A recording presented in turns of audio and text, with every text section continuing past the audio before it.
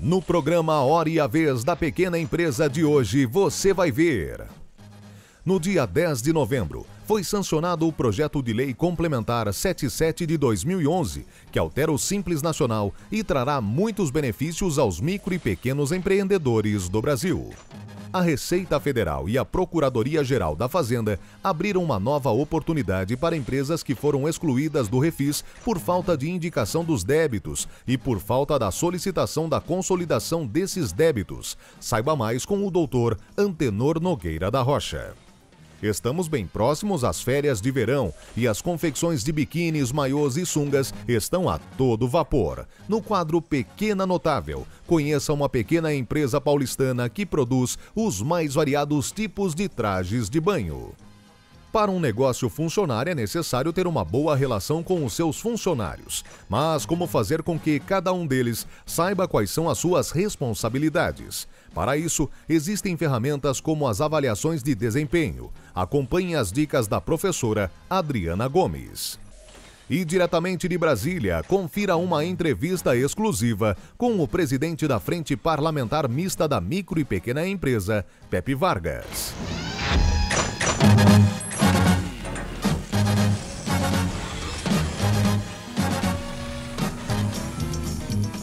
Em solenidade realizada no Palácio do Planalto, a presidenta Dilma Rousseff sancionou o projeto de lei complementar 77 de 2011, que altera o Simples Nacional. De fato, é um imenso prazer e uma honra estar aqui nessa sanção do Super Simples. Eu passei a semana passada inteira, de segunda a sexta, e a palavra que eu mais escutei foi crise. Crise da dívida soberana, crise dos bancos europeus.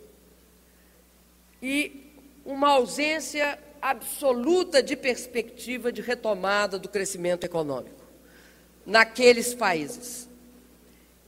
E acredito que o Brasil aqui, com esse evento, dá um exemplo de que nós estamos em outra pauta. A nossa pauta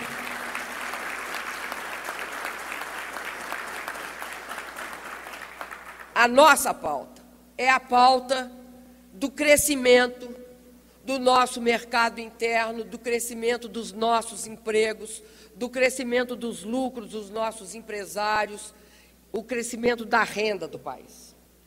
Nós fizemos um tripé.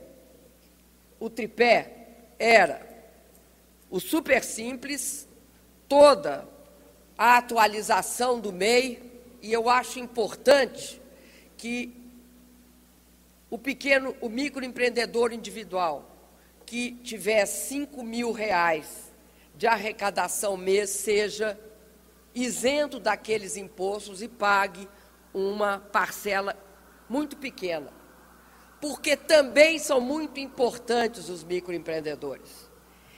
E o microcrédito produtivo orientado, que nós reduzimos os juros para 8%, e sabemos que, muitas vezes, o pequeno e o microempreendedor precisa de um sinal, de um recurso para poder dar fôlego ou iniciar ou expandir o seu negócio. Essa ação trará muitos benefícios aos micro e pequenos empreendedores, como ampliação em 50% os limites de enquadramento e autorização de parcelamento em até 60 meses de débitos no Simples.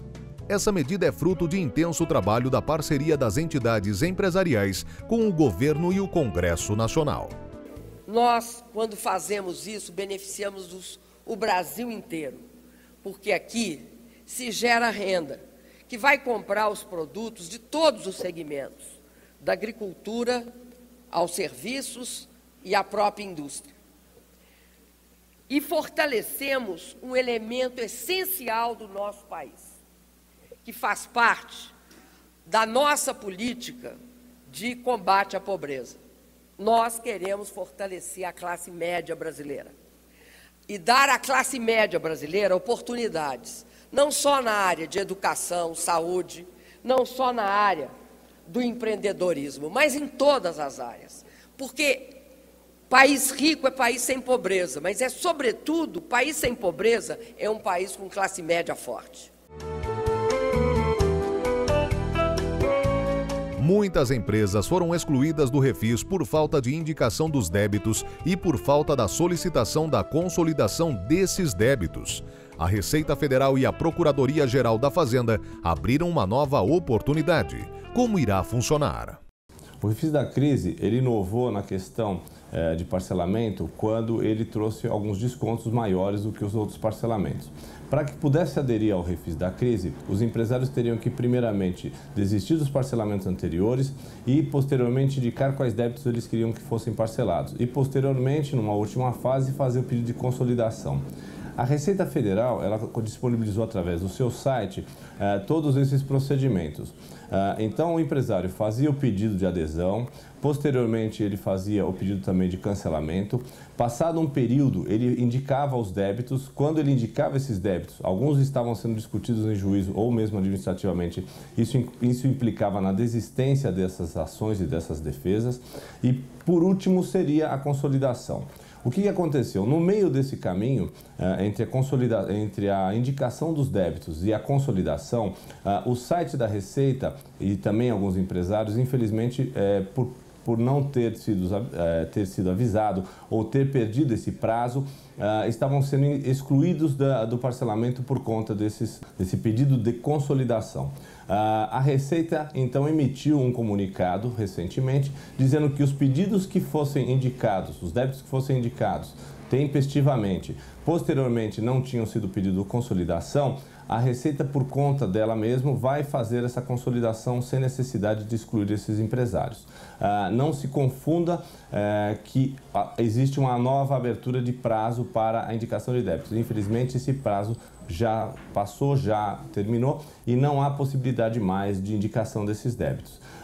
Houve também uma dificuldade de algumas empresas na questão de na hora de fazer o pedido de inclusão desses débitos. Ela não encontrava a possibilidade de indicar alguns débitos e outros não. Não havia essa possibilidade no site da Receita.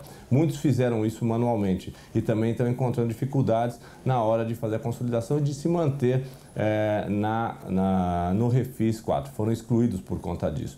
Então, o que a gente acredita e o que a gente indica para que essas pessoas façam é que ou entrem com pedidos administrativos de manutenção no programa do Refis, ou, se caso tenha negativa da Receita, que entre com mandado de segurança visando a preservação dos seus direitos.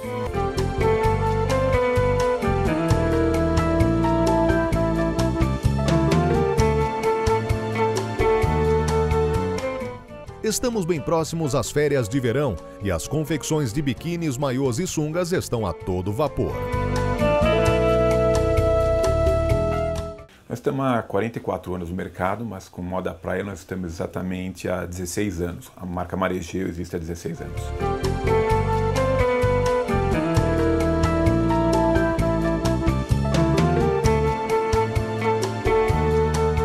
A gente já trabalhava com a linha praia, na época ainda era Elanca, depois veio a Lycra, nós decidimos fazer basicamente só linha praia e fitness, né, que é o complemento da linha praia. Os biquínis brasileiros são famosos em todo o mundo, por isso a empresa exporta para diversos países. No inverno brasileiro nós ficamos bastante ociosos, então todo o nosso parque industrial fica ocioso. Então nós exportamos exatamente nessa época, que é o verão no hemisfério norte, né? Os modelos são confeccionados de acordo com aquilo que é tendência no Brasil e no mundo.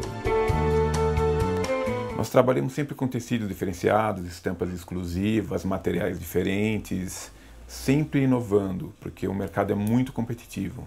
Então você tem que estar inovando o ano todo. E lá fora o Brasil só dita a moda, na realidade, moda praia. Isso nós realmente somos copiados do mundo inteiro.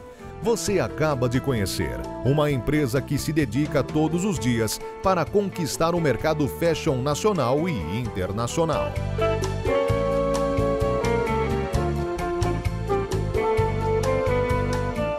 Você sabia que o identificador de chamadas telefônicas foi criado no Brasil? E que a injeção eletrônica Flex Fuel, que opera motores tanto com etanol quanto gasolina, também foi desenvolvida em nosso país?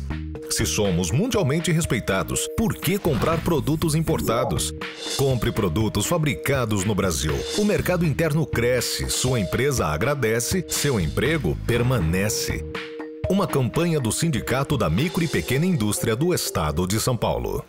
Para um negócio funcionar, é necessário ter uma boa relação com os seus funcionários. Mas como fazer com que cada um deles saiba quais são as suas responsabilidades? Bom, é importante que o gestor, o líder desse negócio, dessa empresa, que ele tenha muito claro o que espera de cada funcionário, mesmo que essas atividades sejam dinâmicas, que todo mundo ou todos os elementos possam participar de várias atividades num sistema de rodízio. O que é esperado de cada colaborador é fundamental. E isso tem que ser dito sempre com muita transparência e muita clareza para cada colaborador, para diminuir a ansiedade e para que o colaborador possa efetivamente contribuir com o que tem de melhor. Uma interessante ferramenta que poderá auxiliar no desenvolvimento do negócio são as avaliações de desempenho. A avaliação de desempenho, ela vai fornecer parâmetros para que os profissionais conheçam o grau da qualidade do trabalho que estão desempenhando, serve para trabalhar a questão de autoconhecimento e para estabelecer novos padrões de qualidade e de melhoria dentro da organização. Uma das etapas mais importantes é o feedback. Através dele, você poderá apontar as falhas e acertos para auxiliar no desenvolvimento. E o feedback ele pode ser uma ferramenta utilizada constantemente, desde que a empresa ou o gestor estejam conscientes de como oferecer o feedback, porque ela é uma ferramenta importante para a gestão de pessoas, desde que as pessoas do grupo entendam para que serve e que o gestor tenha muita habilidade para utilizar essa ferramenta super potente, super interessante para gerir e estimular o desenvolvimento das pessoas da equipe. Com as dicas dadas pela professora, você poderá analisar os problemas do seu negócio de maneira mais clara e solucioná-los com a parceria de todos os seus funcionários.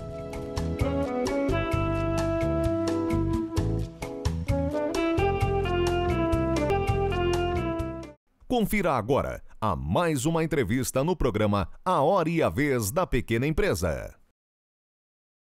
Dizem que quem tem história, tem conhecimento e baseado no passado, você projeta o futuro. Em toda organização existem os líderes. O nosso convidado de hoje é um dos deputados federais entre os 100 líderes do Congresso Nacional e tem se destacado por esse trabalho. Nosso convidado de hoje é o deputado federal Pepe Vargas. É um prazer tê-lo conosco, deputado. O prazer é todo nosso, Curi. O deputado Pepe Vargas também é o presidente da Frente Parlamentar da Micro e Pequena Empresa Mista do Congresso Nacional. É isso? Exatamente, é uma frente bastante antiga aqui no Congresso. Ela é mista porque envolve a Câmara e o Senado. Nós são 259 deputados e deputadas integrantes da frente e 26 senadores e senadoras. Temos uma coordenação mais enxuta de 7 membros e um coordenador em cada estado. Então, é uma frente muito atuante. Dá para dizer que toda a legislação aí mais recente que envolve micro e pequena empresa tem na frente parlamentar um protagonismo muito grande. Sem dúvida, né? O trabalho do senhor se destaca, né? O senhor em toda a equipe e a frente parlamentar como um todo. Agora, muitos pontos ficaram de fora. Vamos falar dos pontos polêmicos, porque os pontos bons do trabalho meritório, todos nós já aplaudimos, continuaremos aplaudindo, estaremos divulgando, vamos falar nesse programa. Mas a substituição tributária, por exemplo, o senhor foi um defensor para que tivesse na lei. Por que ela não entrou? Uma objeção muito forte dos governos estaduais, do Conselho Fazendário Nacional, dos secretários de Fazenda. Eu vi, inclusive, algumas argumentações por parte de secretários de Fazenda e por parte de senadores, fazendo interpretações do que nós queríamos que não corresponde à verdade. Por exemplo, não é verdade que a Frente Parlamentar da Micro e Pequena Empresa defenda o fim da substituição tributária. Nós só queremos que a micro e pequena empresa tenha um tratamento diferenciado quando é sujeito a substituto tributário. Primeiro, que não possa ter esse uso, digamos assim, desmesurado da substituição tributária. E segundo, quando eventualmente algum produto ficar numa lista de substituição tributária, a micro e pequena empresa deverá ter um redutor da margem de valor agregado. Né? Sim, claro. São questões que a gente defende. Então, isso permitiria que os estados utilizassem a substituição, até porque a substituição ela é positiva em alguns casos, quando há grande concentração, quando o sujeito substituto tem grande capacidade econômica, né? Aí é positiva a substituição. Não é o caso da micro e pequena. Não é o caso da micro e pequena empresa, exatamente. Bom, dentro dessa discussão, desse debate, dessa confrontação democrática, se é que a gente pode assim dizer, quem foram os maiores opositores? Quem são aqueles que realmente se dizem que são os amigos da micro e pequena e que na hora de votar são contrários à micro e pequena? Para que o Brasil saiba quem são. Ou esses ficam escondidos na calada da noite e não se revelam? Na realidade, eu diria assim, há um certo conservadorismo sempre por parte de quem cuida da Receita Pública. É compreensível, né? Então, a Receita Federal, a Receita dos Estados, a Receita dos municípios, né? Os órgãos equivalentes, eles sempre têm uma postura muito conservadora. Por exemplo, os municípios, num primeiro momento, lá no passado, eram contra, dizendo que ia ter queda na arrecadação do imposto sobre serviços, porque no Simples também entra o ISS. Os estados eram contra, dizendo que iam perder receitas de ICMS. A história mostra que não foi assim. A arrecadação do Simples, quando a gente pega o que arrecadou de imposto sobre serviço, o que arrecadou de ICMS, houve aumento da arrecadação, é verdade, não queda da arrecadação. Então, compreensível esse conservadorismo, né? Então, mas também, se a gente fosse seguir aquilo que eles diziam, nós não teríamos o Simples hoje. Felizmente, né, foi criado o Simples, é um sucesso. São 5,5 milhões de optantes do Simples no plano nacional, né? Tivemos conquistas importantes não só com a redução da carga tributária, mas também nas compras governamentais, né? Isso que ainda tem muito estado e muito município que não regulamentou o capítulo das compras governamentais. Na sua avaliação, quais são os maiores desafios que nós teremos pela frente quando se fala de legislação de micro e pequena no Congresso Nacional? Bom, eu diria assim, a parte tributária é um sucesso extraordinário. Eu diria até que o Simples é a grande reforma tributária, porque unificou, né, 6 tributos federais, um estadual, um municipal, numa guia só, então desburocratizou e diminuiu carga tributária. Aumentou o teto de enquadramento e reduziu, inclusive, o valor da alíquota. Exatamente. Nessa Sim. No plano, com essa alteração que fizemos agora, no plano imediato, muitas empresas vão ter redução de carga tributária. É verdade. E as que não tiverem no plano imediato vão ter quando aumenta o faturamento. Quando troca de faixa, vai pegar uma alíquota mais baixa agora. É melhor trabalhar na legalidade do que forçar as empresas a irem à ilegalidade. E o Congresso Nacional teve a sensibilidade. Parabéns pelo trabalho. O que mais que o senhor ressaltaria? O incentivo à exportação está embutido, né? A empresa poderá faturar até o limite, como o limite da empresa de pequeno porte é 3.600.000, ela poderá faturar 3.600.000 também no mercado externo. Então, digamos que ela fature 3.600.000 no mercado interno, mais 3.600.000 no mercado externo, ela teria ultrapassado o limite de faturamento. Mas como tem esse incentivo à exportação, ela permanece no Simples. Ou seja, pagaria tributação sobre 3.600 e não sobre os 7.200. Teria o enquadramento dentro da legislação, mas ela não perde, continua sendo simples. Que é importante, que é muito importante. Bem, agora temos grandes novos desafios, que chama-se Secretaria Especial da Micro e Pequena Empresa, que tem alguns opositores por aí, não tem? Não, vai ter, né? Tem uma parcela que acha que não se deve criar novas estruturas de Estado, né? Eu procuro traçar o seguinte paralelo. Lá em 2003, o presidente Lula tirou a agricultura familiar do Ministério da Agricultura. O Ministério da Agricultura ficou cuidando da agricultura empresarial, do agronegócio, e o Ministério do Desenvolvimento Agrário focou na agricultura familiar. Quer dizer, o que a gente teve de avanço de políticas públicas voltado a esse segmento, que é o pequeno negócio do campo, a agricultura familiar, é verdade. Com sucesso total. Mais do que quadruplicou o recurso para o Pronaf, programas inovadores como Mais Alimentos, compras da agricultura familiar, enfim, houve um avanço extraordinário. Eu acredito que a criação da Secretaria Nacional da Micro e da Pequena Empresa vai ter o mesmo papel para esse segmento, porque vai ter um órgão de governo pensando exclusivamente esse setor. Hoje, o departamento lá de Micro e Pequena Empresa do Ministério da Indústria e Comércio é muito pequeno, muito acanhado, até porque a MDIC tem que cuidar da exportação, da importação da grande empresa.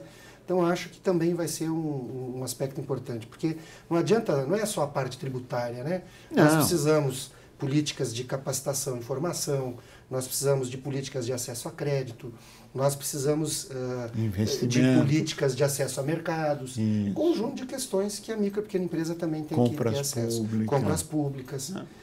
Embora aí nas compras públicas, a lei geral da micro e pequena evoluiu empresa bastante. A valores antes da lei geral, no que diz respeito ao governo federal, não estou falando de estados e municípios, a micro e pequena empresa participou em 2006, portanto antes da lei geral, com em torno de 2 bilhões e 600 milhões de reais nas compras governamentais. Em 2010, esse montante já chegou a quase 16 bilhões, 15 bilhões e 900 milhões de reais. E ainda tem os estados e os municípios que é ótimo, podem contribuir para isso. Que é mercado interno, que é geração de emprego, que é crescimento econômico. É tudo aquilo que todos nós queremos. Agora, os opositores da ideia da lei geral estão tentando obstaculizar em votações, etc. A sua sensação, sua opinião, é que a Secretaria Especial será aprovada pelo Congresso Nacional? Sem dúvida. Eu espero que o Senado aprove antes de dezembro, para que já em janeiro do ano que vem a presidenta Dilma possa instalar o Ministério e iniciar, enfim, um novo período dentro da elaboração de políticas públicas voltadas ao segmento. A presidente Dilma Rousseff havia não só enviado o projeto, como pedido urgência. E depois, no meio do caminho, houve uma mudança desse prazo. Alguma questão especial? Qual a sua avaliação? Por que se tirou a urgência? Isso. Veja bem, primeiro, ela encaminhou o projeto de lei. Sim. Depois encaminhou a urgência porque nós sugerimos que ela solicitasse urgência porque estava a tramitação muito arrastada. E nós também pedimos para retirar a urgência. Por quê? Porque foi num acordo no Colégio de Líderes, se marcou a data, e se tirou a urgência porque estava trancando a pauta de votações devido ao regimento interno. Então tinha outras matérias que queria se votar e não podia porque estava obstruindo a pauta. Então a gente desobstruiu a pauta, mas com um acordo de todos os partidos de marcar a data de votação no dia 26. Então, por isso que a presidenta tirou a urgência. Então, a importância da gente esclarecer, até porque a senhora presidenta Dilma Rousseff sempre foi uma pessoa vinculada ao apoio e ao desenvolvimento da micro e pequena empresa. Então, essa medida não é uma mudança de rumo, mas sim é uma continuidade de uma política de apoio do Executivo, agora com o Legislativo, para aprovação da legislação. Sem sombra de dúvida. A retirada da urgência constitucional foi fruto de um acordo com todos os partidos, inclusive os partidos da oposição. Se a gente insistisse em manter a urgência constitucional, poderia haver obstrução, demoraria mais para votar. Então foi um acordo positivo, né? Então o próprio Legislativo pediu para a retirada da urgência. Ou seja, retira e acelera. Retira e acelera, exatamente, nesse caso. Nós chegamos ao final do nosso tempo e nós pediremos as suas considerações finais.